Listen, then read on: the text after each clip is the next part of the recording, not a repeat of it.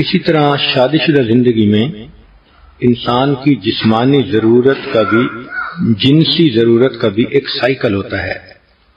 نو بیاہتا جوڑے آپس میں زیادہ جلدی ملتے ہیں، بڑھاپا آ جاتا ہے تو زیادہ وقفہ ہو جاتا ہے، لیکن شریعت کے تعلیمات کو دیکھیں تو یوں محسوس ہوتا ہے کہ ایک ہفتے کا وقفہ ایک مناسب وقفہ خیال کیا گیا ہے جس پر زندگی کا لمبا عرصہ انسان عمل کر سکتا ہے۔ اس لیے حدیث مبارکہ میں ہے، جمعہ کا دن چونکہ شریعت کے مطابق ویکینڈ کا دن ہوتا ہے، چھٹی کا دن ہوتا ہے، تو فرمایا نبی علیہ السلام نے من غسل واغتسل یوم الجمعہ، جو خامن جمعہ کے دن خود بھی نہائے اور بیوی کو بھی نہلائے، تو اشارہ ہے کہ میاں بیوی آپس میں ملیں۔ ایک دوسری جگہ پر ہے کہ جو نہائے اور بیوی کی خوشبو لگائے، تو اس سے بھی اشارہ ملتا ہے کہ اس دن کا نہانا شریعت کی نظر میں صرف میل کچیل دور کرنا ہی نہیں بلکہ دل کے خیالات کو بھی پاکیزہ کرنا مقصود ہے۔ اس کے بعد پھر وہ بندہ جلدی اگر جمعہ کی نماز کے لیے چلے تو حدیث پاک میں اس کے فضائل آئے ہیں۔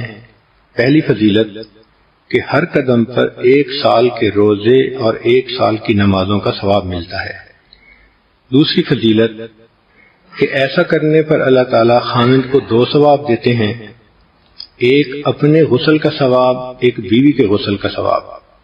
اور غسل کا ثواب دوسری حدیث میں ہے کہ انسان جب جنابت کا غسل کرتا ہے تو جتنے پانی کے قطرے جسم سے گرتے ہیں ہر ایک کے بدلے اللہ گناہوں کو معاف فرما دیتے ہیں۔ اور تیسرا انعام اللہ اس دن یہ دیتے ہیں کہ ایک جمعہ سے لے کے دوسرے جمعہ تک کے جتنے گناہ ہوتے ہیں اللہ تعالیٰ معاف فرما دیتے ہیں۔ یہ کتنا خوبصورت دین ہے کہ جس نے انسان کے کھانے پینے سونے اور جنسی ضروریات تک کا خیال رکھا اور میاں بیوی کو ترغیب دی کہ دیکھو عبادت کی نیت سے ملو گے، ضرورت بھی پوری ہوگی اور تمہیں اللہ کے ہاں اجر ملے گا۔ اس کو کہتے ہیں ہم خرما و ہم ثواب، کھجور بھی کھاؤ اور ثواب بھی پاؤ۔ تو یہ انسان کی جو جنسی ضرورت ہے اس کا بھی ایک سائیکل ہے۔ جب ایک دفعہ یہ پوری ہو جاتی ہے تو پھر درمیان میں کچھ وقت ہوتا ہے جس میں خامند اپنے کاموں میں مصروف ہو جاتا ہے، بیوی اپنے کاموں میں مصروف ہو جاتی ہے۔ جیسے سمندر کے کنارے رہنے والے لوگ جانتے ہیں کہ ایک منتھلی سائیکل ہوتا ہے ہائی ٹائیڈ اور لو ٹائیڈ کا۔ 13، 14، 15 جب چاند کی تاریخ ہوتی ہے تو لہریں 10-10 فٹ اوپر اچھل کر آتی ہیں، اور جب پہلی تاریخ ہوتی ہے تو بالکل کام اینڈ کوائٹ ہوتا ہے۔ یہی انسان کی جنسی ضرورت کا معاملہ کہ عام طور پر جب انسان کی ضرورت پوری ہوتی ہے تو پھر لو ٹائیڈ کا وقت رہتا ہے، مگر کچھ وقفہ گزرنے کے بعد دوبارہ یہ ہائی ٹائیڈ ہو جاتی ہے۔ اس میں بھی اللہ کی ایک حکمت ہے کہ اگر ہر وقت میاں بیوی پر ہائی ٹائیڈ کی کنڈیشن رہتی تو مرد تو پھر گھر میں ہی پڑے رہتے، عورتوں کے طواف میں ہی مشغول رہتے، نہ کوئی کاروبار کر سکتا نہ کوئی فیکٹری چلا سکتا۔ عورتوں کا بھی معاملہ اسی طرح کہ وہ بھی بچوں سے لاپرواہ ہوتی، ہر وقت خامن کی بغل میں گھسی رہتی۔ تو اللہ رب العزت نے کتنی خوبصورت زندگی دی ہے کہ جس میں ہر چیز کا خیال رکھا گیا۔ تو وقفے سے صحت بھی برقرار اور پھر وقفے سے ملنے سے محبت کا احساس بھی زیادہ ہوتا ہے۔ اس کے علاوہ بھی انسان کو ضرورت پیش آ سکتی ہے، انسان ہے، صرف ایک ہفتے ہی کا تو مسئلہ نہیں لکھا شریعت نے، اجازت تو ہر وقت دی ہے۔ چنانچہ شریعت نے کہا کہ مرد اگر باہر پھر رہا ہو اور اس کی نظر کسی غیر محرم پر پھرے اور اس کے دل میں اس کا خیال آ جائے تو نبی علیہ السلام نے فرمایا کہ اس کو چاہیے کہ گھر آئے اور اپنی بیوی سے مل لے، جو کچھ اس عورت کے پاس تھا وہی کچھ گھر میں بیوی کے پاس ہوگا۔ کتنی خوبصورت تعلیمات ہیں کہ جو کچھ تم باہر ڈھونڈتے ہو جب تمہیں گھر میں ملتا ہے تو پھر گناہ کرنے کی کیا ضرورت ہے؟ اسی طرح نبی علیہ السلام کی سنت مبارکہ ہے، جب آپ سفر پہ تشریف لے جانے لگتے تھے تو اپنے اہل خانہ سے ملاپ کرتے تھے۔ حدیث پاک میں ہے کہ حجۃ الوداع کے موقع پر نبی السلام نے احرام باندھنا تھا تو جتنی ازواج مطہرات ساتھ تھیں اللہ کے حبیب صلی اللہ علیہ وسلم نے سب کے ساتھ وقت گزارا۔ اسی طرح سفر سے واپس آئیں تو بھی بیوی سے ملنا سنت ہے۔ کئی مرتبہ انسان کو کوئی خوشی ملتی ہے تو وہ اپنی بیوی سے قریب ہوتا ہے، بیوی کو کوئی پریشانی ہوتی ہے تو وہ خامند کا قرب چاہتی ہے۔ تو انسانی طبائع ہیں۔ شریعت نے سمجھا دیا کہ دیکھو ایک عام سائیکل کی جو مقدار ہے وہ 1 ہفتہ ہے، اب اپنی زندگی کی ضرورتوں کو دیکھتے ہوئے اس سے کم عرصے میں بھی مل سکتے ہو، اس سے زیادہ عرصے میں بھی مل سکتے ہو۔ لیکن کئی مرتبہ جب میاں کے اوپر یا بیوی کے اوپر اتار کی کنڈیشن ہوتی ہے تو غلط فہمیاں ہو جاتی ہیں، شیطان اس سے فائدہ اٹھاتا ہے۔ اس وقت میں خاوند اپنے کام کی طرف توجہ زیادہ دیتا ہے، دفتر پہ توجہ زیادہ دیتا ہے، دوستوں میں وقت زیادہ دیتا ہے، تو بیوی سمجھتی ہے کہ شاید باہر نکل کر یہ کہیں انوالو ہو گیا ہے۔ حالانکہ ہر وقت تو ایسا نہیں ہوتا کہ خاوند کے باہر نکلنے کا ایک ہی مقصد ہو۔ خود عورت کے اوپر جب اتار کی کنڈیشن ہوتی ہے تو اس کی طبیعت میں سستی ہوتی ہے، بے اطمینانی سی ہوتی ہے، تھکی ہوئی ہوتی ہے، پریشانی، طبیعت میں بیزاری۔ شریعت نے کہا کہ ایک ہی کام کے لیے زندگی نہیں دی، ایسے حالات میں تم اللہ کی عبادت کرو، قرآن پاک کی تلاوت کرو، ذکر سے اپنے دل کو اطمینان پہنچاؤ۔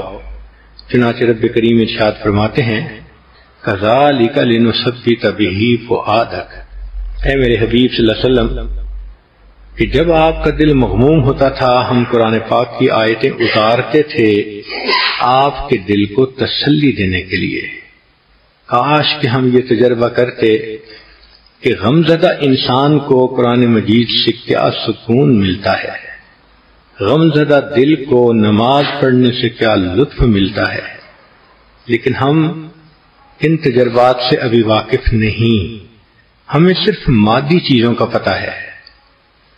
اللہ رب العزت نے جو دلوں کا سکون نیکی میں رکھا ہے وہ آپ کو ڈھونڈنے سے بھی دنیا میں کہیں نہیں مل سکتا۔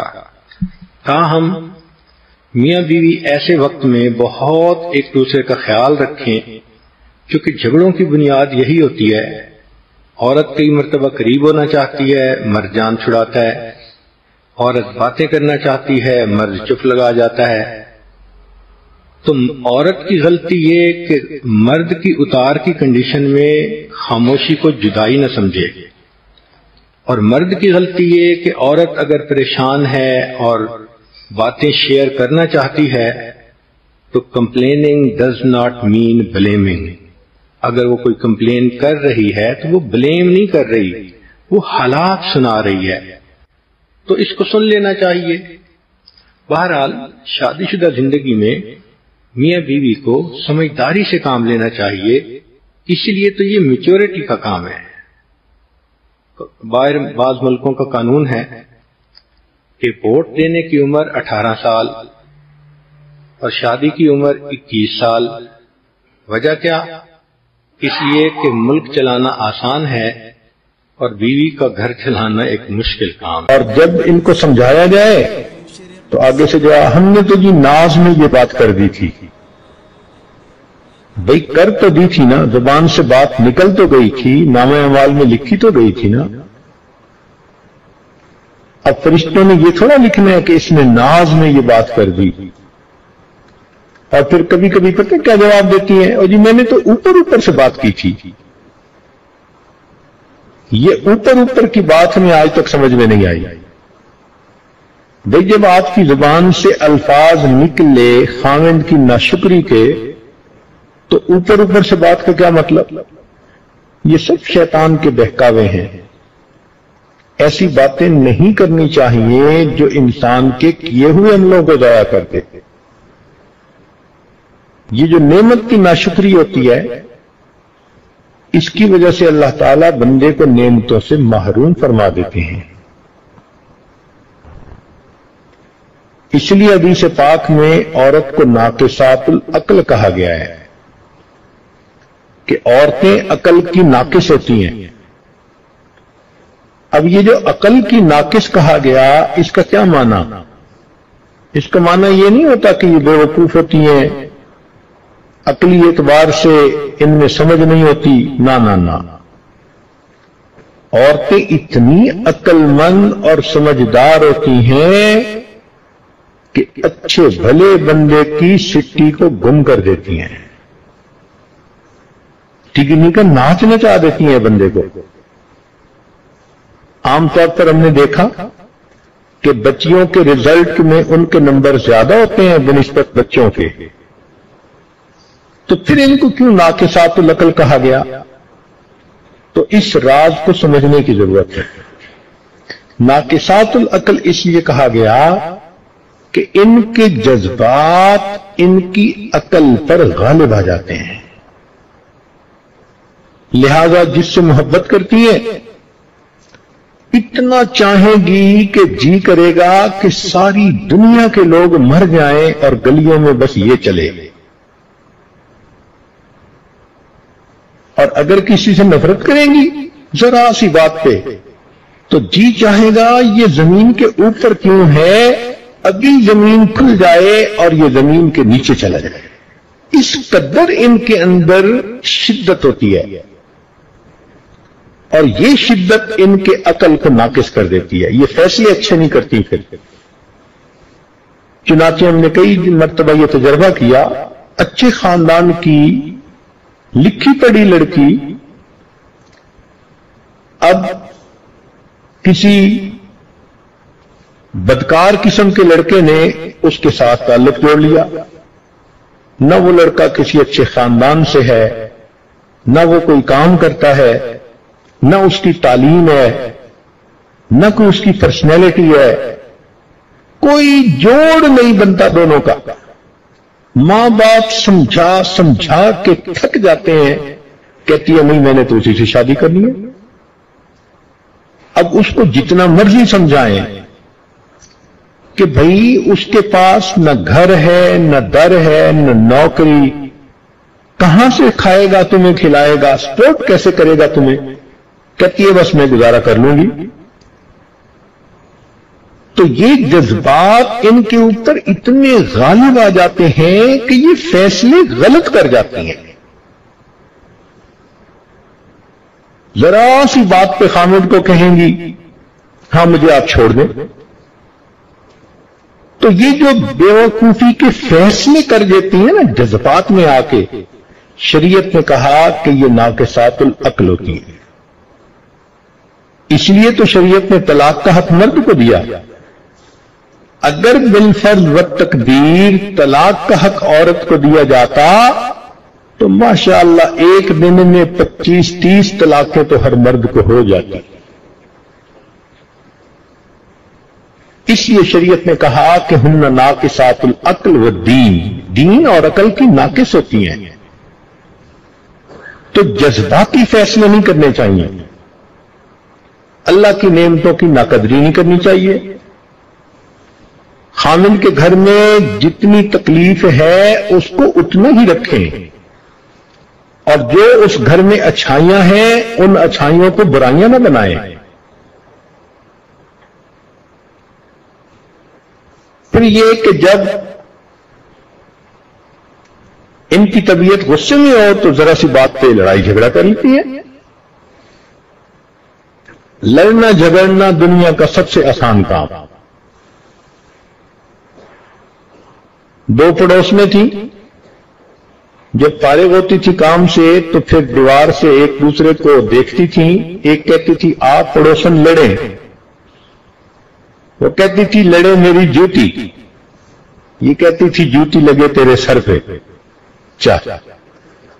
انیل شروع ہو جاتی تھی دونوں کی. تو لڑائی جھگڑا کرنا کون سا مشکل ہے؟ تو یہ چیز اللہ رب العزت کے ہاں پھر عورت کا درجہ گرا دیتی ہے. ساس کے ساتھ جھگڑا بنا لیتی ہیں، نند کے ساتھ جھگڑا بنا لیتی ہیں. سگی ماں تھپڑ بھی لگا دے تو چپ کر جائیں گی، اور اگر ساس صحیح بات میں اصلاح کی خاطر بتا بھی دے، کہتی ہیں نہیں ہر وقت روک ٹوکی کرتی رہتی ہے. تو یہ چیز ان کے لیے جہنم میں جانے کا سبب بنتی ہے.